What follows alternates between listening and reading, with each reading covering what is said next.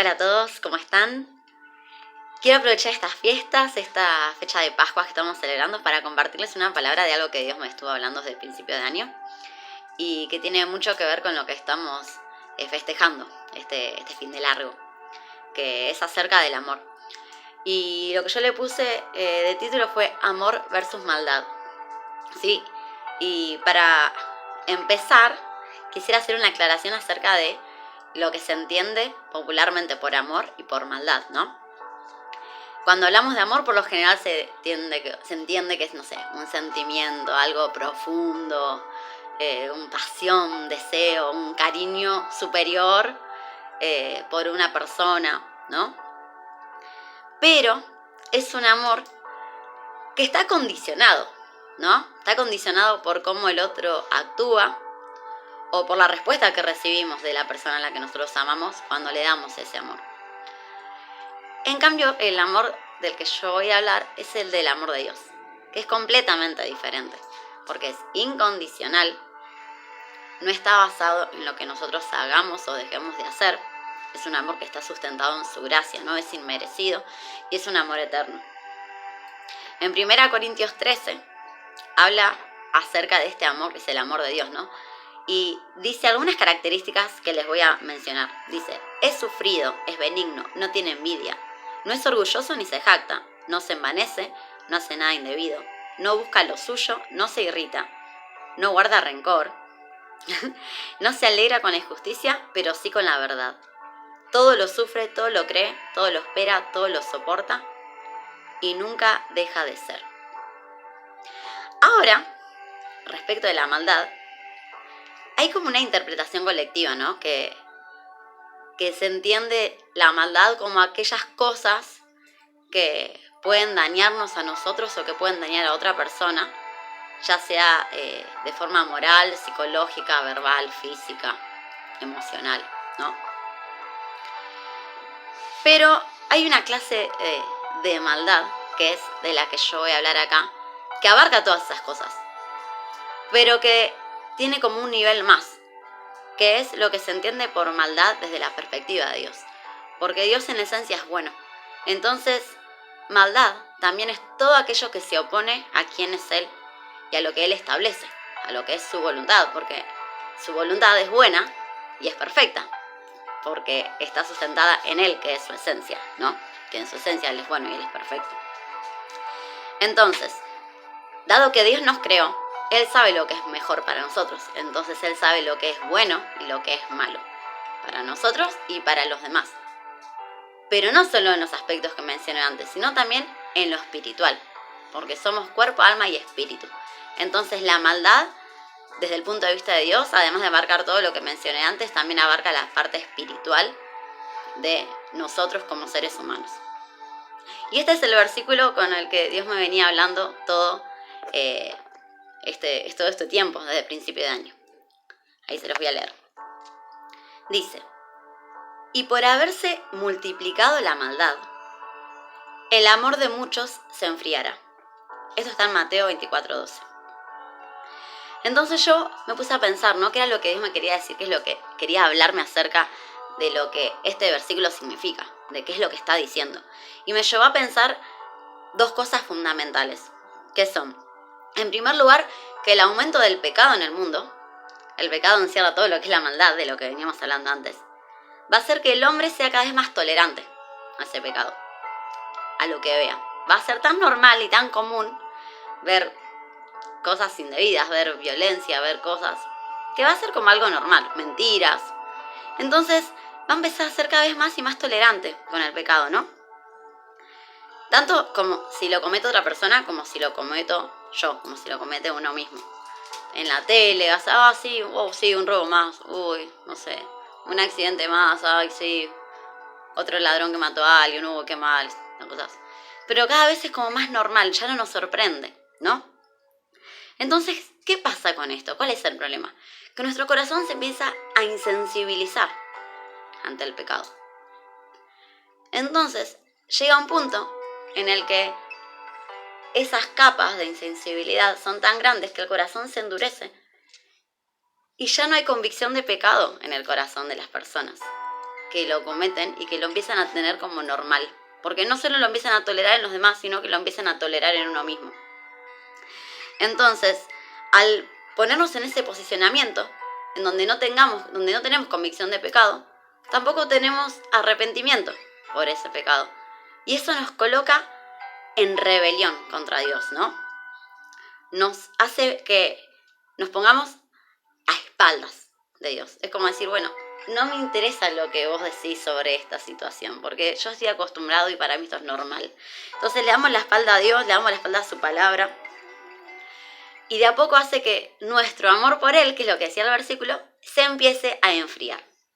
Aumenta, se multiplica la maldad en el mundo, la empezamos a tolerar también en nosotros, empezamos a tolerar el pecado, y entonces el amor se enfría. Nuestro amor por Dios se empieza a enfriar, porque empezamos a darle lugar en nuestra vida a cosas que son contrarias a Él. Y de una forma prácticamente directa, estamos diciendo, yo prefiero esto antes que a vos, ¿no? Entonces empezamos a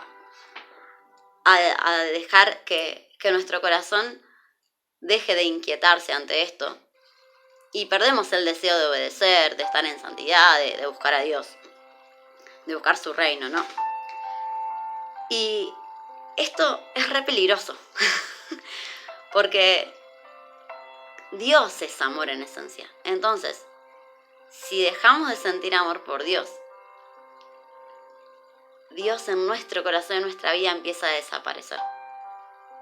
Wow, y esto es tremendo, porque empieza a desaparecer el amor, porque proviene de Dios, como leíamos antes, en 1 Corintios 13, ¿no? Y desde este punto surge el otro, que es el que dice que cuando Dios, lo que Dios me decía, ¿no? Cuando Dios no reina en nuestra vida y su amor desaparece de nosotros, eso hace que nos resulte cada vez más imposible amar a los demás. Y esto es tremendo, porque es de lo que también habla el versículo, al aumentar el odio, al aumentar la violencia, al aumentar el pecado, al aumentar todo lo que es la maldad y multiplicarse cada vez más y más, nuestro amor por los demás también se empieza a enfriar.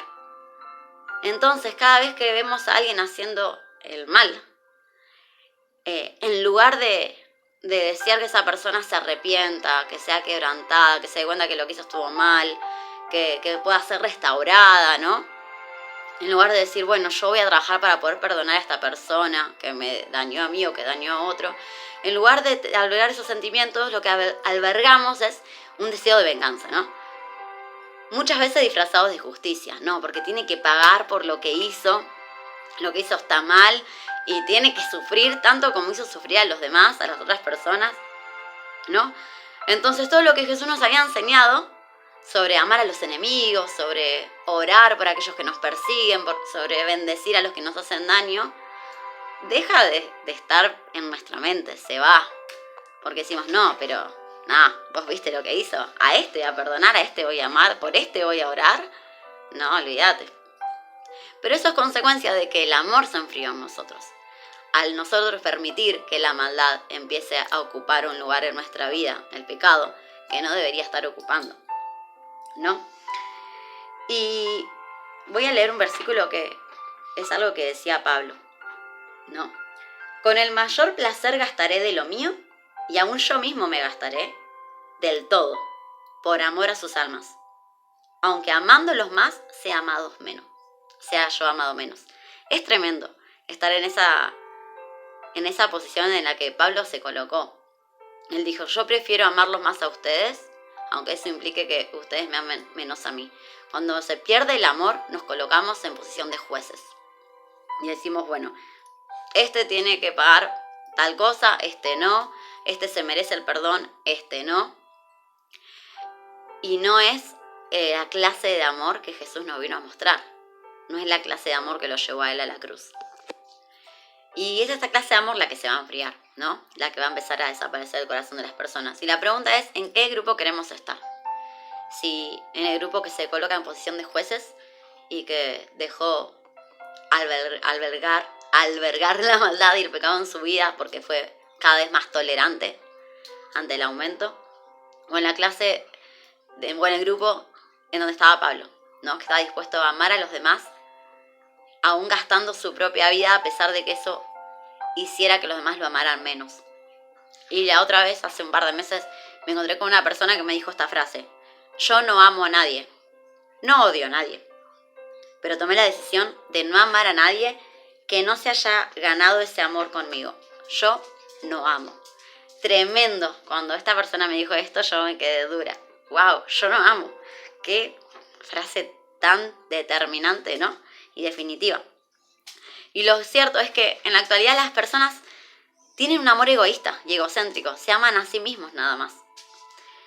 Y esto es una señal de que los tiempos del fin se acercan.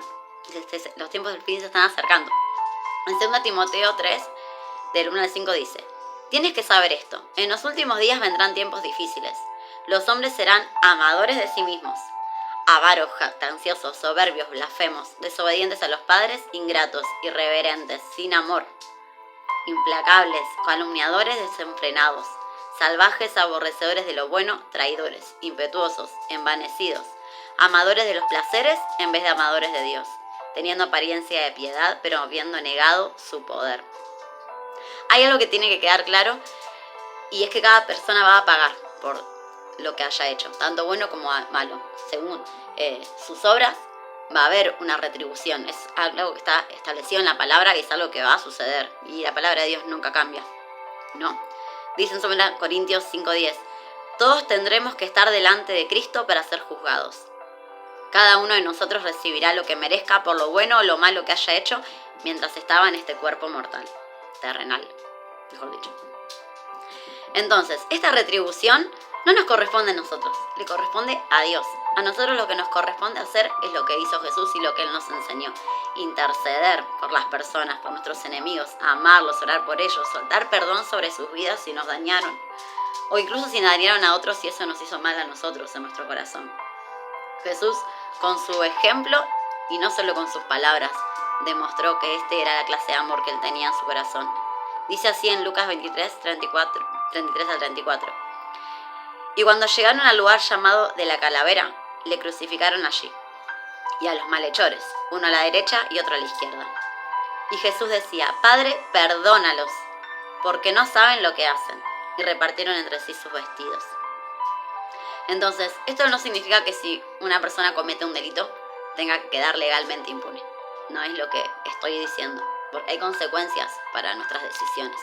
Y aún Dios, cuando nos perdona, Él no quita las consecuencias, porque a través de ellas es que nosotros podemos aprender. El amor del que estoy hablando, que es el amor de Dios, es la clase de amor que puede soltar este mismo perdón que soltó Jesús sobre las personas que lo crucificaban cuando estaban en la cruz. Y es un amor que lo que implica es que en nuestro corazón no hay odio, ni rencor, ni deseos de venganza, ni deseos de el mal para la otra persona, aunque se lo pueda merecer. No albergamos esos sentimientos en nuestro corazón. Ese es el amor del que hablo. Un amor que perdona y que se duele y que sufre aún con la persona que está sufriendo como consecuencia de lo que hizo malo. Y no que se alegra porque esté sufriendo por la consecuencia de lo malo que hizo. Esa es la clase de amor que Dios tiene con nosotros. Ahí sé que a Él le duele cuando tenemos que sufrir por las consecuencias de nuestros pecados. Él no se alegra de que nosotros la pasemos mal, aunque seamos merecedores de lo que nos haya pasado por lo malo que hicimos, porque también dice en la palabra que uno cosecha lo que siembra, ¿no? Sin embargo, el amor de Jesús va más allá de lo terrenal. Tiene que ver con lo espiritual, que es lo que estamos hablando. Dice así en Isaías 53, y ya estoy terminando. Sí, así, en Isaías 53. Despreciado y desechado entre los hombres, varón de dolores, experimentado en quebranto, y como que escondimos de él el rostro, fue menospreciado y no lo estimamos. Ciertamente llevó él nuestras enfermedades y sufrió nuestros dolores. Y nosotros le tuvimos por azotado, por herido de Dios y abatido. Mas él herido fue por nuestras rebeliones, y molido por nuestros pecados. El castigo de nuestra paz fue sobre él, y por su llaga fuimos nosotros curados. Todos nosotros nos descarriamos como ovejas, cada cual se apartó por su camino. Pero Jehová cargó en él el pecado de todos nosotros. Verá el fruto de la aflicción de su alma y quedará satisfecho. Por su conocimiento justificará a mi siervo justo a muchos, y llevará las iniquidades de ellos. Por tanto, yo le daré parte con los grandes, y con los fuertes repartirá despojos. Por cuanto derramó su vida hasta la muerte, y fue contado con los pecadores, habiendo él llevado el pecado de muchos y orado por los transgresores. Entonces, para terminar, ¿no? Si la maldad del mundo, la maldad que nos rodea, nos hace alejar de Dios, nos hace pensar que Él no existe, que es malo, que es injusto, ¿no? Si hace que veamos a las personas que hacen mal como gente a la cual odiar y a la cual desearles lo peor, ¿no? En lugar de tener un corazón compasivo que clame por misericordia, por perdón, que clame porque sus ojos sean abiertos a la verdad y se puedan arrepentir. Entonces, si estamos en esa situación en nuestro corazón, al examinarnos, tenemos que darnos cuenta de que es el momento de poder hacer un stop y darnos cuenta de que nuestro amor se está enfriando, ¿no?